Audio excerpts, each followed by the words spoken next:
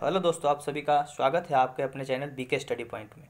तो मैं पिछले वीडियो में 37 क्वेश्चन 2017 का पूछा हुआ क्वेश्चन मैं आपको डिस्कस करा दिया था। ये 38 क्वेश्चन से 50 क्वेश्चन तक है, जो कि 2017 का पूछा हुआ क्वेश्चन है।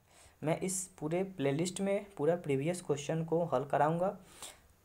समान ज्ञान और समान विज्ञान मैथ का भी बनेगा प्लेलिस्ट। फ़िलहाल अभी मैथ के लिए उपलब्ध नहीं है, धीरे धीरे इस पर काम चलेगा। तो ये 37 क्वेश्चन उस वीडियो में इसके पिछले वाला जो वीडियो है उसमें सॉल्व करा दिया गया है। और ये 38 क्वेश्चन से 50 क्वेश्चन तक है, जो कि 2017 का प्रीवियस क्वेश्चन है।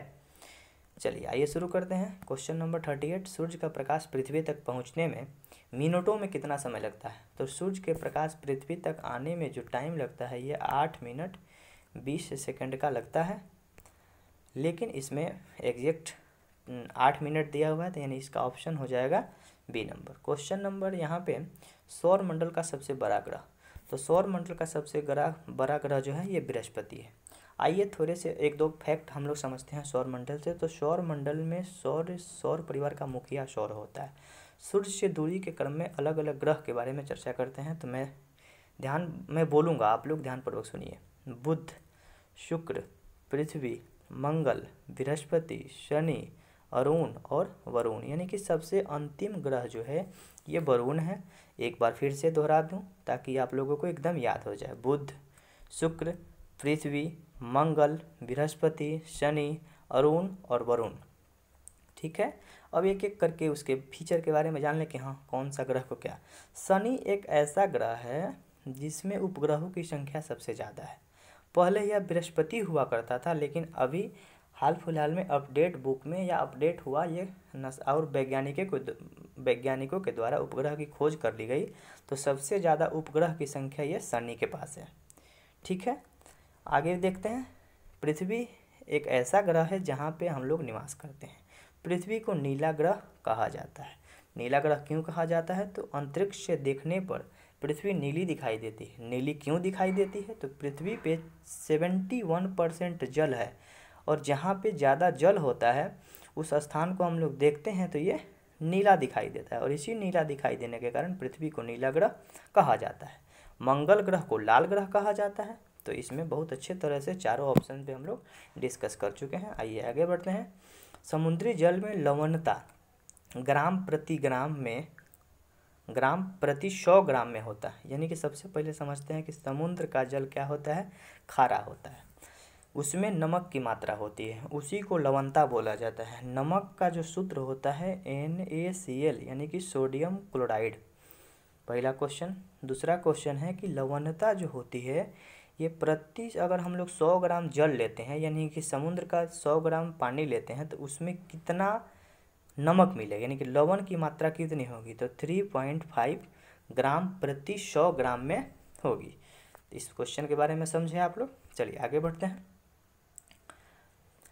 जहाज पर पीला झंडा सूचित करता है, यह इसको ले जा रहे हैं। यानी कि यहाँ से क्वेश्चन बड़ा अच्छा है कि अगर किसी गाड़ी पे, किसी जहाज पे हम लोग देखेंगे कि पीला झंडा लगा हुआ है, तो सीधे समझ जाएंगे कि वो संक्रामक रोग, यानी कि जो संक्रामक रोग है, एड्स से संबंधित रोगी है, अभी कोरोना से संबंधित रोगी होगा, तो उसको अगर ले जाएंगे तो ये पीले रंग का झंडा हम लोग उसके ऊपर डाल देंगे। इसके पिछले वीडियो में इस तरह का प्रश्न आया हुआ था, तो मैं एक दो क्वेश्चन बताया हुआ था, आप लोग अच्छी तरह से इसको देख लीजिएगा।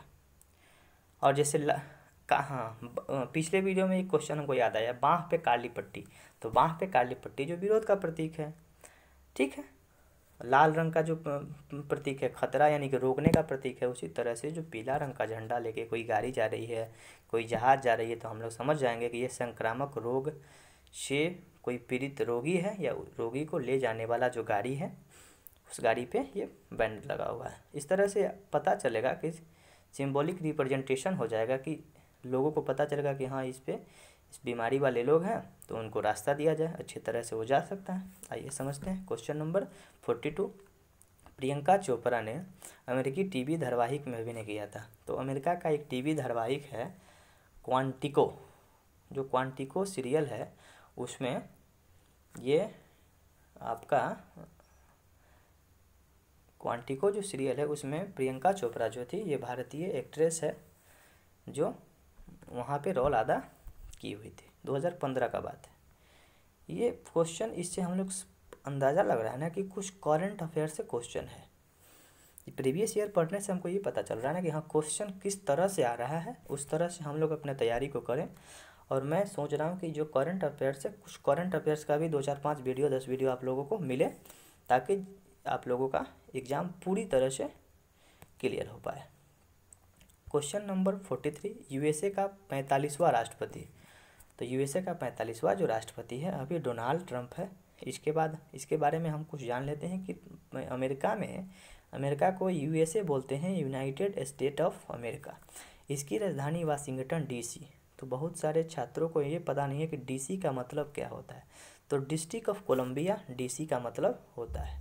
वाशिंगटन डीसी अमेरिका का राजधानी है। अब यहाँ समझते हैं अमेरिका की मुद्रा क्या है, तो डॉलर है। अमेरिका के राष्ट्रपति का कार्यकाल जो है ये 4 वर्षों का होता है। अपने प्यारे भारत का जो राष्ट्रपति का जो कार्यकाल है वो 5 वर्षों का होता है और अमेरिका के राष्ट्रपति का कार्यकाल 4 वर्षों का होता है। ठीक है। क्वेश्चन नंबर 44, भीम नाम का ऐप आप लोगों के हर लोगों के मोबाइल में होगा, BSIM, जिससे कि हम लोग पैसा ट्रांसफ़र करते हैं, पैसा भेजते हैं, किसी के पैसा मंगाते हैं, वो यानी कि ऑनलाइन तरह से पैसा भेजने का काम होता है। इसका पूरा फुल फॉर्म देखिए, Bharat interface for money. Bharat interface for money. प्रश्न क्या है? प्रश्न है कि इसमें आई का क्या मतलब है। तो हम आपको बताएं कि भारत इंटरफेस फॉर मनी यानी कि आई का जो मतलब है ये इंटरफेस है, न कि इंडियन है, इंडिया है, intra party, no, interface for money.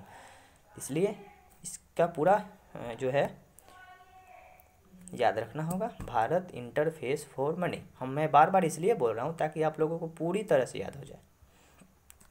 किस राजनीतिक नेता का उपन्यास टीपू है? यानी कि एक छोटा सा उपन्यास है जो अखिलेश यादव के ऊपर लिखी गई है, उनका नाम जो है उस उपन्यास का नाम टीपू है। केजरीवाल दिल्ली के उप मुख्यमंत्री है, नवाज शरीफ तो पाकिस्तान के पहले उसके पहले प्रधानमंत्री थे, इमरान खान के पहले राहुल गांधी, तो राहुल गांधी के हैं, आप लोग इससे परिचित होंगे। चलिए आगे बढ़ते हैं। Question number 46, Vinesh Phogat. ये क्वेश्चन है ना कि अलग अलग खिलाड़ी पूछे जाता है कि कौन से खिलाड़ी किस खेल से संबंधित है। इस तरह का प्रश्न एग्जाम में देखा जाता है। तो मैं क्या करूँगा कि इस पर एक वीडियो लाऊंगा कि जैसे PV सिंधु बैडमिंटन से, साइना नेहवाल टेनिस से, कुछ जो आप लोगों को तो पता होगा जैसे क्रिकेट का खिलाड़ी है, क्रिकेट देखते हैं आप लोगों को पता होगा, लेकिन कबड्डी का खिलाड़ी है, आपका कुश्ती का खिलाड़ी है, गोल्फ का खिलाड़ी है, हॉकी का खिलाड़ी है, ये सब नहीं पता होगा। इसके लिए एक प्रॉपर वीडियो की ज़रूरत है जो कि पता चलेगा कि खेलों में कौन से खिलाड़ी किस खेल से संबंधित है। आइए समझते हैं। ये विनेश फोगाट जो है कुश्ती से संबंधित है। सर्वोच्च न्यायालय ने जल्लीकट्टू पर प्रतिबंध लगा दिया। तो समझते हैं कि जल्लीकट्टू एक तमिलनाडु का सांड से लड़ाया जाने वाला एक प्रकार से परंपरा चली आ रही थी, खेल है या किसी फेस्टिवल के ऊपर सांड से लोग लड़ता है। तो इसके ऊपर बहुत सारे लोगों का जान चल जाता था। तो सुप्रीम कोर्ट किया कि सुप्रीम कोर्ट दिल्ली में है जिसको सर्वोच्च न्यायालय बोला जाता है, हिंदी में उच्चतम न्यायालय बोला जाता है। और अपने राज्य जो पटना में, बिहार की राजधानी पटना में हुआ, उत्तर प्रदेश का जो है इलाहाबाद में, उसको हाई कोर्ट बोला जाता है। और जो